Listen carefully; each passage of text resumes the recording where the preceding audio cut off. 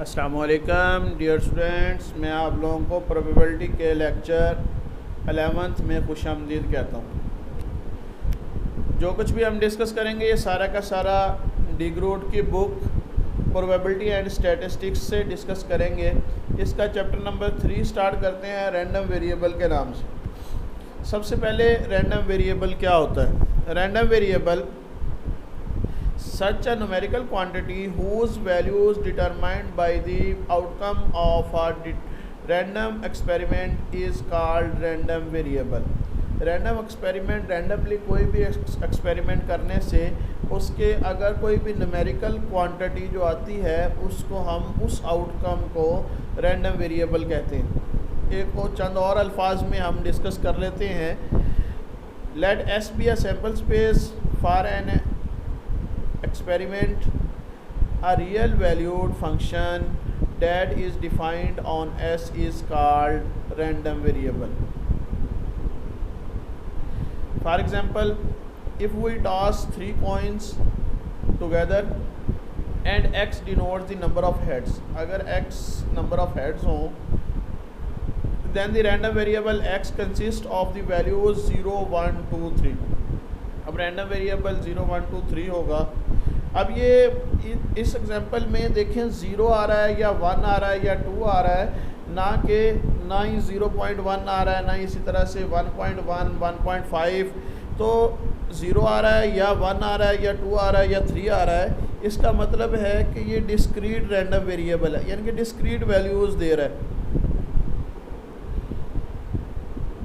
Distribution, let x be a random variable, the distribution of x is the collection of all the probabilities of the form PR of x belong to C for all sets C of real numbers such that x belong to C is an event। x कोई event हो और हमारे पास x को random variable उस सूरत में कहेंगे कि जब distribution of x is the collection of all the probabilities, सारी प्रोबेबिलिटीज़ की कलेक्शन को यानी कि इकट्ठा करके प्रोबेबिलिटी हर एक की अलग-अलग की प्रोबेबिलिटी, यानी कि 0 हेड आने की प्रोबेबिलिटी क्या होगी, इसी तरह 1 हेड आने की प्रोबेबिलिटी क्या होगी, 2 हेड आने की प्रोबेबिलिटी क्या होगी, 3 हेड आने की प्रोबेबिलिटी क्या होगी, इस सारों को इकट्ठा करके कलेक्शन की शक्ल में लिख दिया जाए तो इन प्रोबेबिलिटीज़ को हम डिस्ट्रीब्यूशन कहते हैं।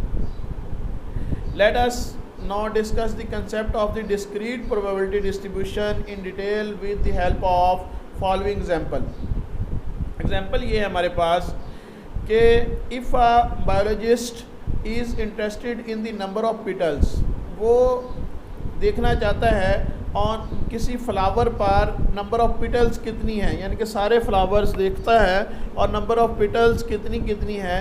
This is number may be take values 3, 4, 5, 6, 7, 8 and 9, यानी कि या तो वो 3 नंबर ऑफ पेटल्स उसके अंदर होंगी, यानी कि या 3 पत्तियां होंगी या 5 पत्तियां होंगी या 4 होंगी या 6 होंगी या 7 होंगी या 8 होंगी या 9 होंगी। And each one of these number will have it's on probability. आप देखें हर एक की अपनी प्रोबेबिलिटी होगी। तो ये एग्जांपल हम डिस्कस करते हैं। तो सपोज डैट कि हम जो ऑब्ज़र्व करते हैं 1000 फ्लावर्स, पूरे 1000 फ्लावर हम जो है वो ऑब्ज़र्व करते हैं। तो ऑफ आ पार्टिकुलर स्पेस, किसी भी स्पेस में हम जो है ये डिस्कस करते हैं, इसको ऑब्ज़र्व करते हैं।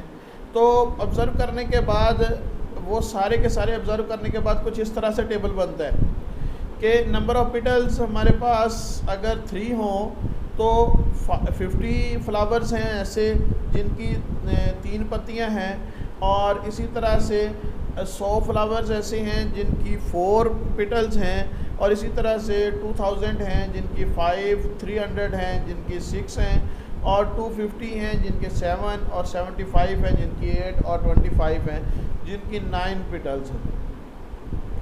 तो अब ये सारे के सारे 100 थे, तो इसका मतलब है लार्ज नंबर ऑफ़ क्वांटिटी है। तो लार्ज नंबर ऑफ़ क्वांटिटी, अब प्रोबेबिलिटी हम मालूम करने के लिए क्या करते हैं कि जो f है डिवाइडेड बाई हो जाता है समीशन f, यानी कि जो फ्रीक्वेंसी है डिवाइडेड बाई कंप्लीट फ्रीक्वेंसी यानी कि सम ऑफ द फ्रीक्वेंसीज। तो इसी तरह से अब देखते हैं हमारा 3 नंबर ऑफ पेटल्स वाले की प्रोबेबिलिटी क्या बन जाएगी, कितने फ्लावर होंगे। तो वो हमारे पास पहले हम देख चुके हैं कि नंबर ऑफ पेटल्स 3 हों तो 50 फ्लावर्स से 50 डिवाइडेड बाई 1000, 50 डिवाइडेड बाई ये 50 है डिवाइडेड बाई 1000 करेंगे तो प्रोबेबिलिटी ऑफ दिस आ जाएगी। तो इसी तरह से ये देखें पी ऑफ एक्स से ज़ाहिर किया गया है, जैसे मैंने पहले डिस्कस किया कि पी ऑफ एक्स जो प्रोबेबिलिटी होगी और ये नंबर ऑफ पेटल्स x1 यानी कि 3 नंबर ऑफ पेटल्स हों, x2 मतलब 4 नंबर ऑफ पेटल्स हों, तो ये 4 नंबर ऑफ पेटल्स होंगी तो 0.10 0.10 ये प्रोबेबिलिटी बन जाएगी। इसी तरह से तो अब ये आप लोगों के जहन में होगा कि जब हम सम ऑफ द प्रोबेबिलिटी करेंगे तो सारे के सारे का सम 1 आएगा।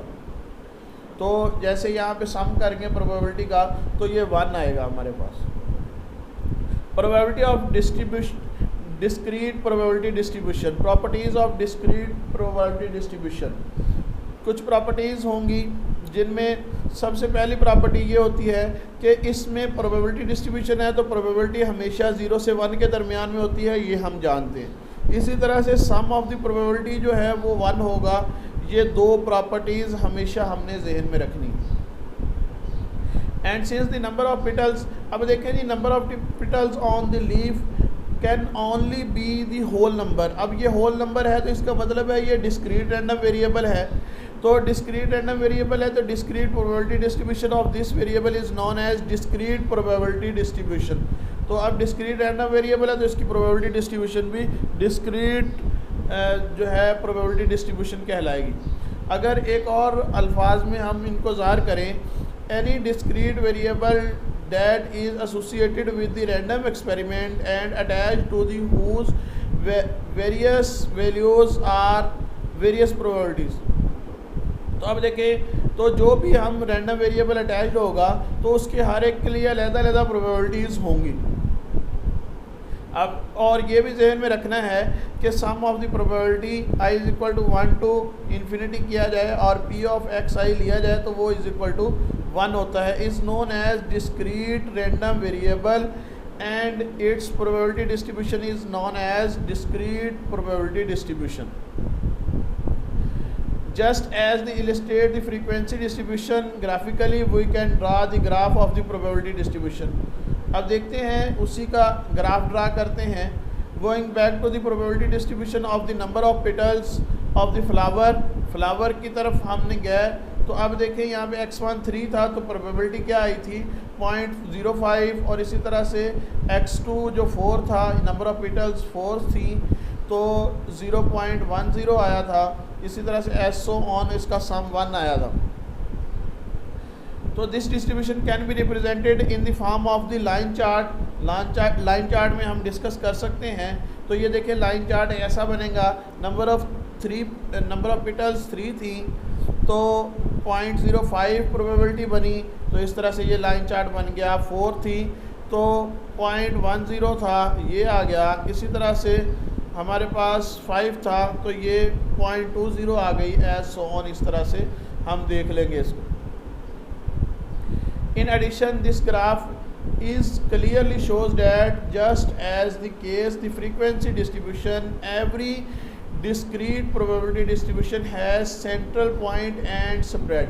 अब देखिए इसके सेंट्रल पॉइंट्स भी हैं एंड स्प्रेड भी है, मतलब यानी कि इसके हम मीन भी निकाल सकते हैं, स्टैंडर्ड डेविएशन भी निकाल सकते हैं और कोफिशिएंट ऑफ वेरियस भी निकाल सकते हैं। अब हम जा रहे हैं कि अब similarly the frequency distribution the discrete probability distribution has the mean and standard deviation भी होगी इसकी। How to calculate the mean and standard deviation of a probability distribution, हम इसका मीन और स्टैंडर्ड डेविएशन कैसे मालूम कर सकते हैं।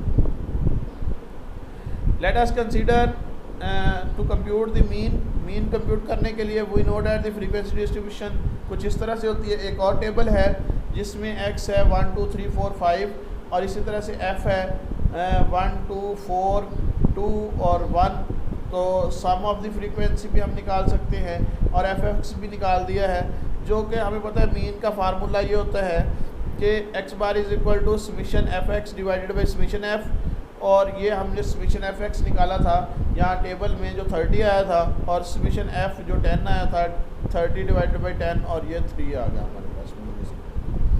तो इसी तरह से जो पहले केस हम डिस्कस करते हैं, in case of discrete probability distribution such as one that we have considering.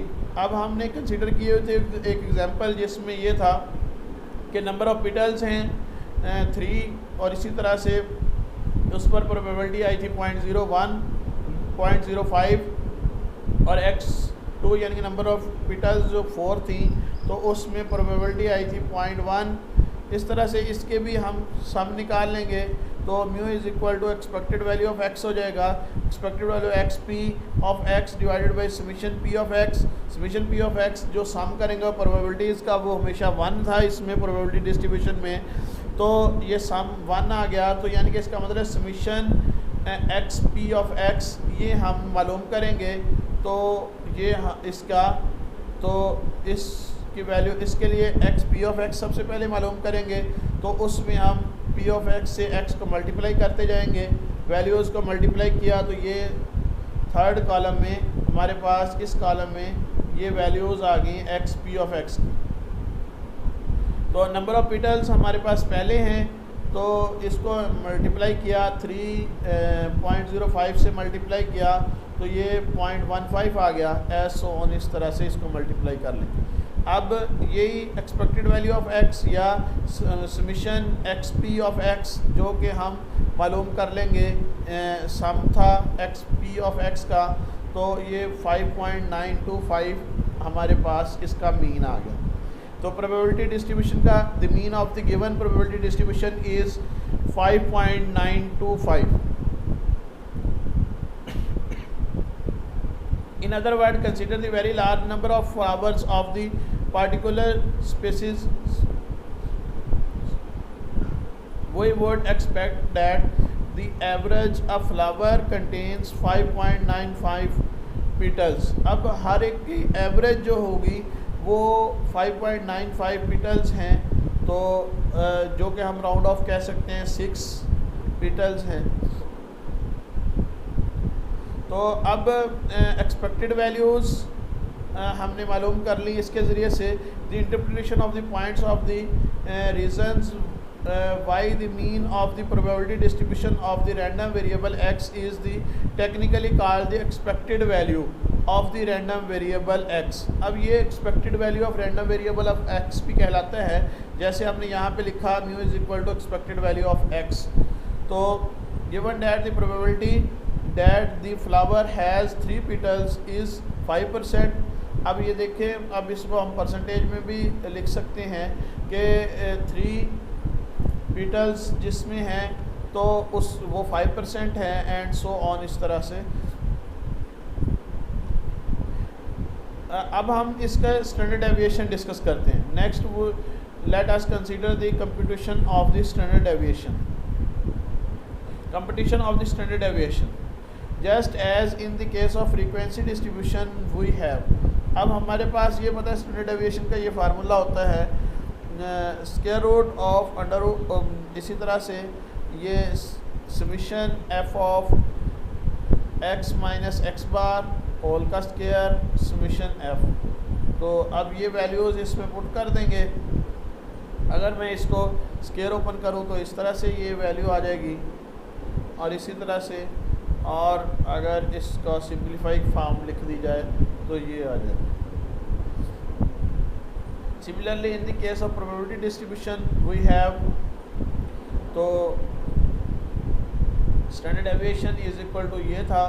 तो अब हमने इसमें नंबर ऑफ़ पिटल्स थी, p ऑफ x भी था, x p ऑफ x भी मालूम कर लिया, और इसी तरह से x square p of x भी मालूम कर लिया, यानी कि इसके साथ एक और x को मल्टीप्लाई कर दिया। तो ये करने के बाद हमने उसमें वैल्यूज़ पुट करेंगे। तो अब हमने स्टैंडर्ड डेविएशन ऑफ x इसमें वैल्यू पुट की, तो ये कुछ इस तरह से थी ये करने के बाद इसको सिंप्लीफाई किया तो ये 1.3 जो है ये हमारी standard deviation this probability distribution आ गई। तो अब ग्राफिकली हम अगर रिप्रेजेंट करें तो डाटा के अंदर जो हमने पहले ग्राफ बनाया था तो म्यू जो कि मीन है वो कुछ इस तरह से ये जो एरो हेड के ज़रिए से यहाँ पे आ जाएगा मीन, और स्टैंडर्ड डेविएशन जो कि हमारी 1.3 थी तो ये यहाँ पे कुछ इस तरह से आ जाएगा। अब इसी तरह से कोफिशिएंट ऑफ वेरिएंस भी हम उसका मालूम कर सकते हैं। कोफिशिएंट ऑफ वेरिएंस हमें पता है कि sigma divided by mu cross 100 तो ये इसके बराबर होता है, तो 1.3 डिवाइडेड बाई 5.925 और ये मल्टीप्लाई कर दिया, ये आ गया हमारे पास कोफिशिएंट ऑफ वेरिएंस। एक और एग्जांपल डिस्कस करते हैं। Find the probability distribution of the sum of the dots when to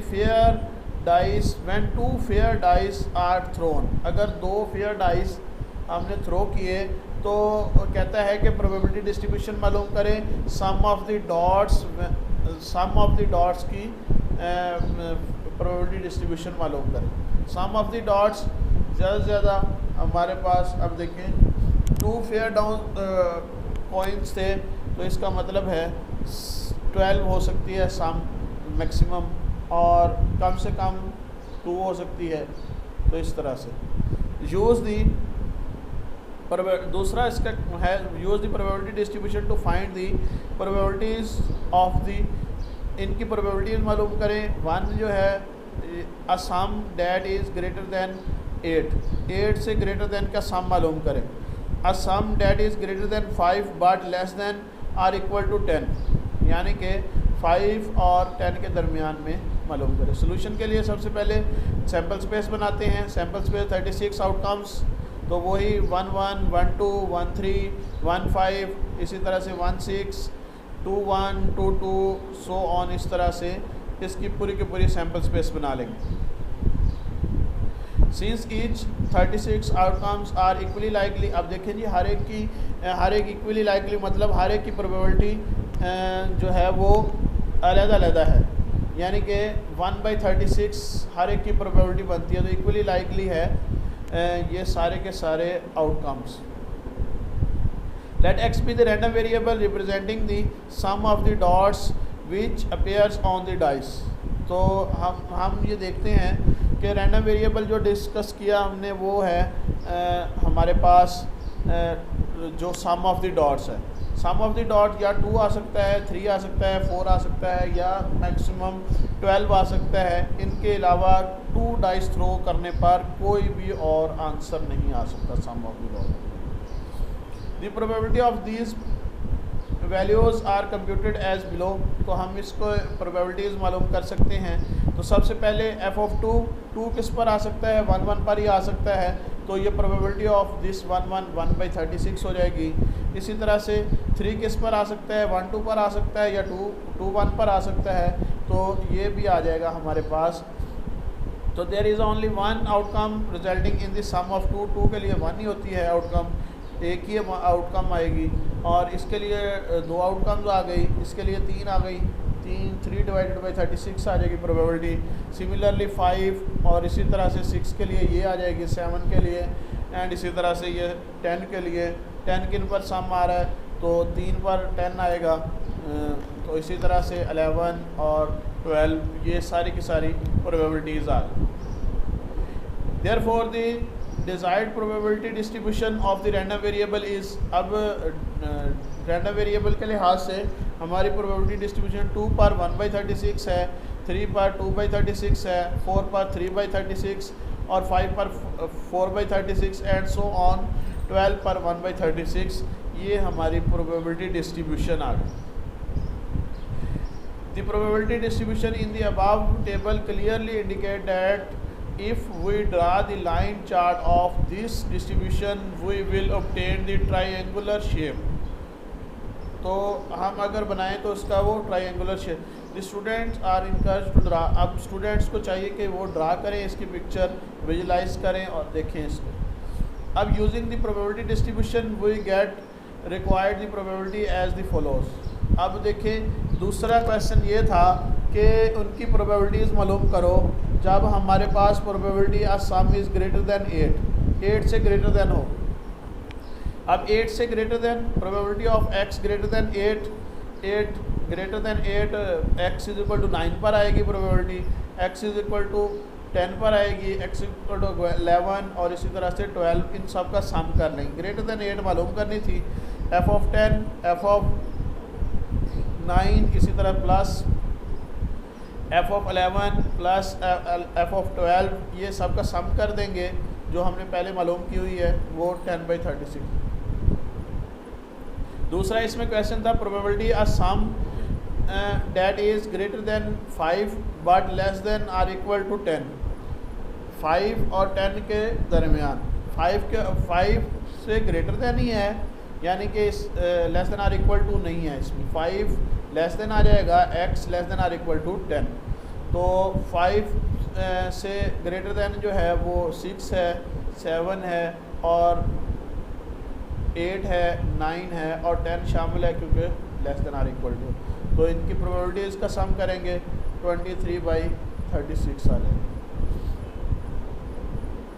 अब हम डिस्ट्रीब्यूशन फंक्शन क्या होता है of the discrete random variable, discrete random variable के लिहाज से डिस्ट्रीब्यूशन फंक्शन क्या होता है, अब वो हम उसका कंसेप्ट डिस्कस करते हैं। सबसे पहले distribution function, distribution function of the random variable x, कोई भी रैंडम वेरिएबल अगर x है तो उसको डिनोट किया जाएगा f कैपिटल ऑफ x से डिनोट किया जाएगा and defined by f capital of x बराबर होता है probability of x less than or equal to small x, और स्मॉल x कोई भी स्पेसिफिक वैल्यू हो, the function f of x gives the probability of the event that x takes the value less than or equal to a specified value x, कोई भी specified value x से less than or equal to value।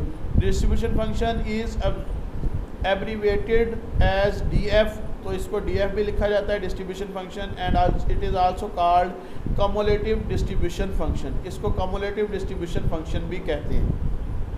cumulative distribution function इसलिए कहते हैं as it is the cumulative distribution function of the random variable x from the smallest value up to a specified value x। Let us illustrate the concept with the help of the same example we have been considered। अब जो हमने पहले example consider कर लिया उसके लिहाज से हम इसका रिजल्ट देखते हैं। that of the probability distribution of the sum of the dots when two fair die are thrown, as explained earlier the probability distribution of this example is। अब देखें जो हमने पहले एक्सप्लेन किया हुआ है उसमें probability distribution कुछ उस तरह से थी, 2 पर 1/36 और 3 पर इस तरह से as so on। ये तो ये हमें पता है डिस्ट्रीब्यूशन फंक्शन तो कुछ ऐसा होता है जिसको कम्युलेटिव फ्रीक्वेंसी डिस्ट्रीब्यूशन फंक्शन भी कहते हैं, कम्युलेटिव डिस्ट्रीब्यूशन फंक्शन भी कहते हैं। तो वो जो कि लिखा जाता है f capital of x is equal to probability of x less than or equal to x। तो x कोई भी स्मॉल x स्पेसिफिक वैल्यू है तो लेट कर लिया स्मॉल x जो है वो 5 है हमारे पास। तो p of x is equal to 2, इस पर प्रोबेबिलिटी मालूम करनी है, plus probability of x is equal to 3, probability x is equal to 4 पर, और इसी तरह से probability x is equal to 5 पर मालूम की, इसका सम किया, सिंप्लीफाई किया। तो the term distribution function implies that the cumulation of the probability similar to the, तो इसके कमुलेशन कहलाता है, यानी कि उससे पीछे वाले सब का सम कर देता है। तो इस तरह से अब वो हमारे पास रैंडम वेरिएबल था, फिर फ्रीक्वेंसी डिस्ट्रीब्यूशन आ गई, इसी तरह से कम्युलेटिव डिस्ट्रीब्यूशन फंक्शन आ गया जो capital f of x i से ज़ार किया गया है। पहले का 1/36 आ जाएगा, दूसरे का 3/36, यानी कि इसका मतलब पिछले वाली फ्रीक्वेंसीज़ का सम करता जाएगा और आखिरी वाले में 1 हो जाएगा। If we are interested in the finding of probability that obtain the sum of the 5 or less, 5 और लेस से हम अगर डायरेक्ट मालूम करना चाहें तो उसमें the column of the cumulative probability immediately indicates that these probability is, तो इसकी प्रोबेबिलिटी 10/36 आ जाएगी। 5 तक हम अगर मालूम करना चाह रहे हैं, कम्युलेटिव प्रोबेबिलिटी अगर मालूम करना चाह रहे हैं। तो आज तक के लिए इतना ही। अल्लाह हाफिज़।